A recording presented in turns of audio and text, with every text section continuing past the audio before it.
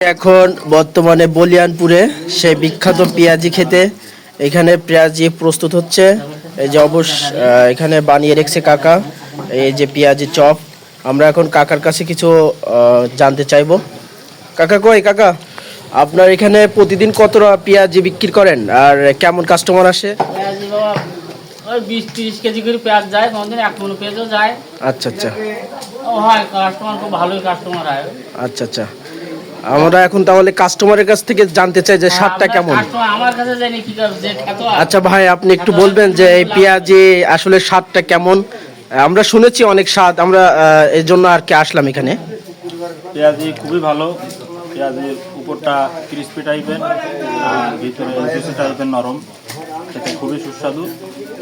এখানে must item হচ্ছে শুধুমাত্র পেঁয়াজি দেয়, বাকি আরও এখানে আলু চপ বেগুনি চপ আছে, এগুলো অ্যাভারেজ টাইপের, বেশি আমার টেস্টি না। টেস্টি যেটা সেটা হচ্ছে পেঁয়াজি। আচ্ছা, খুবই ভালো, বহুবার ট্রাই করছি। ঠিক আছে, ধন্যবাদ কাকা, ভালো থাকবেন। অবশ্যই আপনার পেঁয়াজি আমরা ট্রাই করবো এখন।